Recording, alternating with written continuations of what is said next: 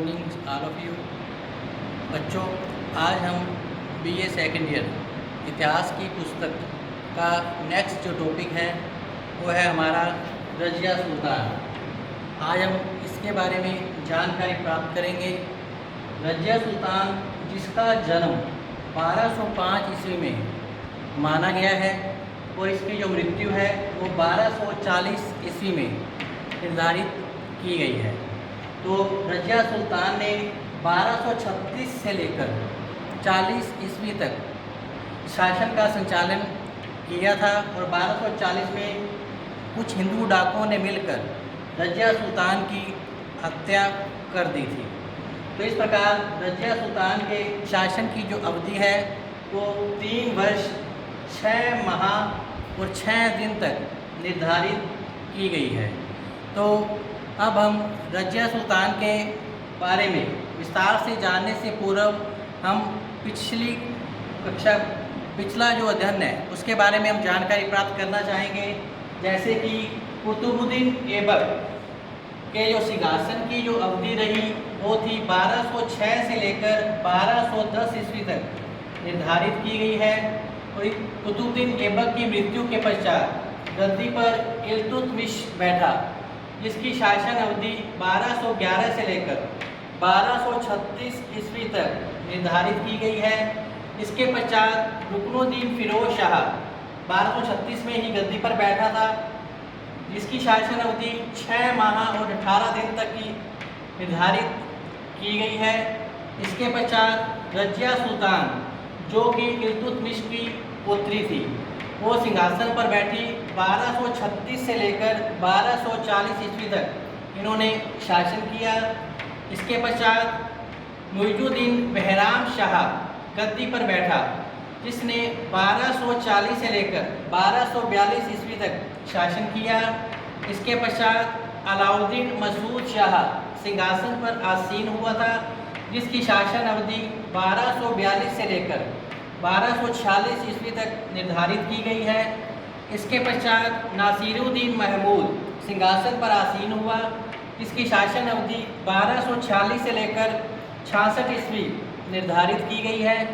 इसके पश्चात बलबन सिंहासन पर बैठा, जिसकी सिंहासन की अवधि 1266 से लेकर 87 ईस्वी तक निर्धारित की गई है।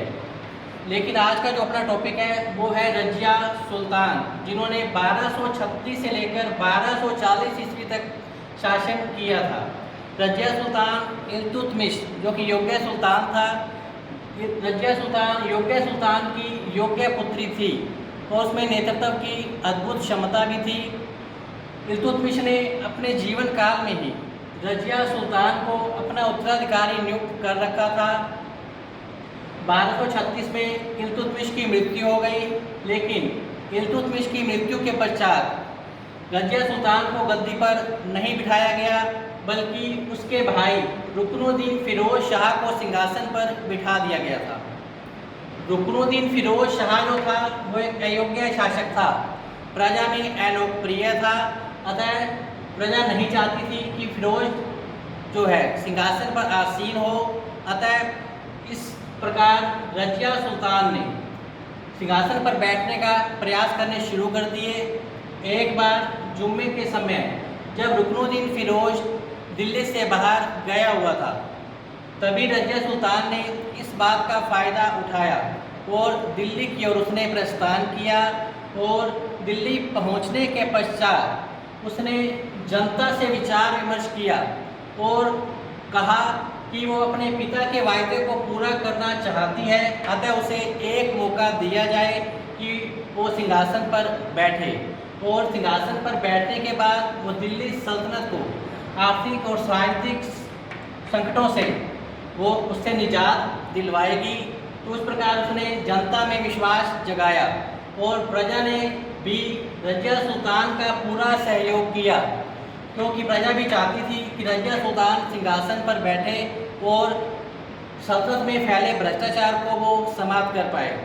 इस प्रकार रज़िया सुल्तान ने अपनी प्रजा के सहयोग से अपने भाई रुकनुद्दीन फिरोज शाह का उसने वध कर दिया और इस प्रकार 1236 में रजिया सुल्तान सिंहासन पर आसीन हो गई। लेकिन रजिया सुल्तान को जिस प्रकार प्रजा का समर्थन प्राप्त था, लेकिन कुछ तुर्क अमीर सरदार थे जो कट्टरपंथी थे, परंपरावादी प्रवृत्ति के व्यक्ति थे, नहीं चाहते थे कि रजिया सुल्तान शासन करे, क्योंकि वो नहीं चाहते थे कि एक महिला होकर उन पर शासन करे। तो इस प्रकार कुछ अमीर तुर्क सरदार थे जो इसके कट्टर विरोधी थे। इन अमीर विद्रोही सरदारों में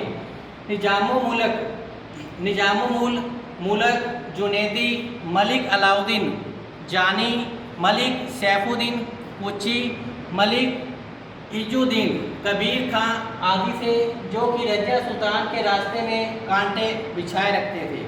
लेकिन रजिया सुल्तान इन विद्रोहों से नहीं घबराई, बल्कि उसने अपने विद्रोहियों को सफलतापूर्वक कुचलना उसने शुरू कर दिया।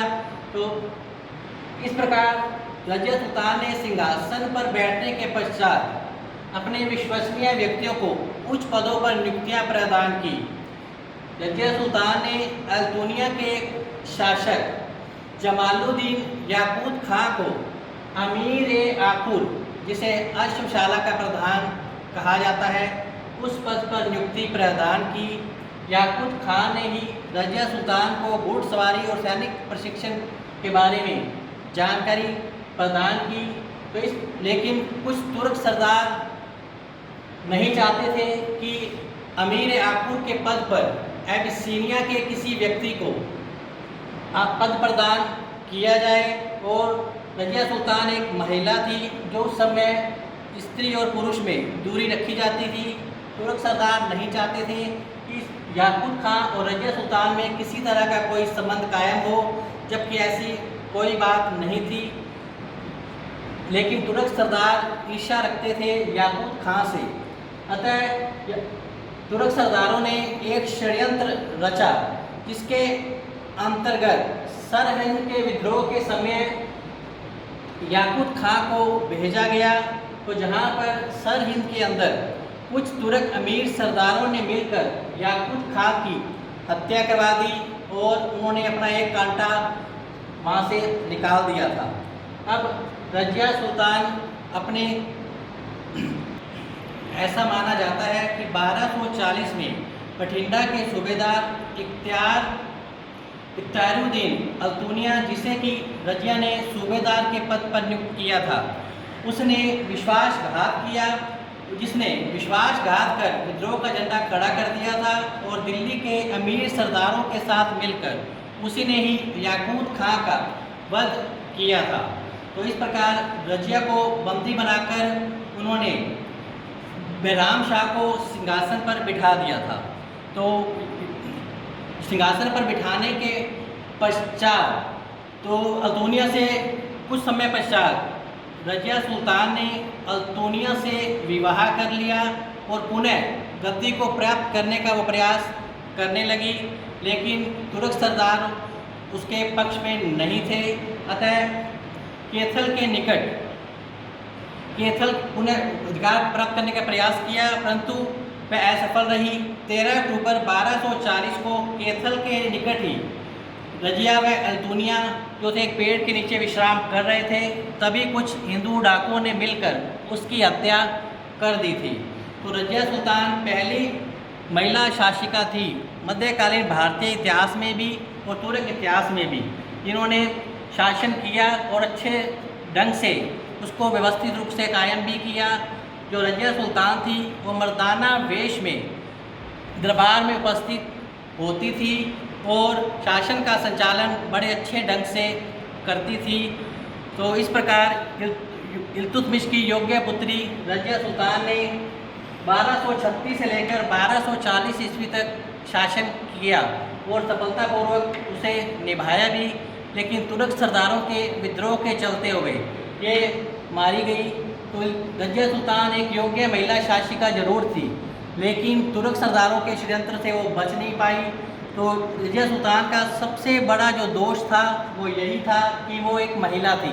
तो महिला होने के कारण ही तुर्क सरदारों ने उसे अपनी शासिका मानने से इनकार कर दिया था और इस प्रकार एक महान और योग्य शासिका रजिया सुल्तान की 1240 के अंदर मृत्यु हो गई और उसकी शासन की जो अवधि है वो 3 वर्ष 6 माह और 6 दिन तक की निर्धारित की गई है।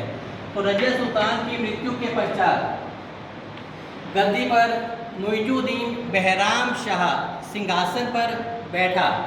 तो मुइजुद्दीन बहराम शाह ने 1240 से लेकर 1242 ईस्वी तक शासन किया। मुइजुद्दीन बहराम शाह ने के अंतर्गत तुर्की सरदारों ने नायब पद का सृजन किया।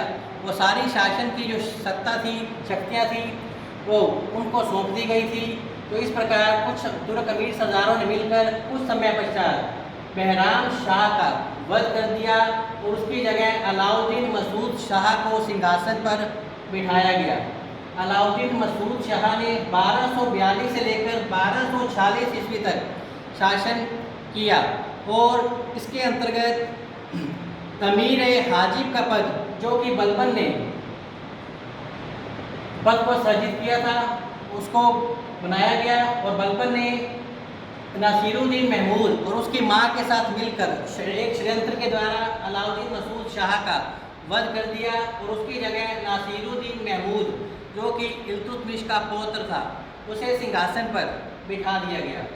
नासिरुद्दीन महमूद के समय में बलबन की शक्ति काफ़ी बढ़ गई और कुछ समय बाद बलबन ने नासिरुद्दीन महमूद के पश्चात सिंहासन पर अधिकार कर लिया और इस प्रकार बलबन ने 1266 से लेकर 1287 ईस्वी तक शासन किया था।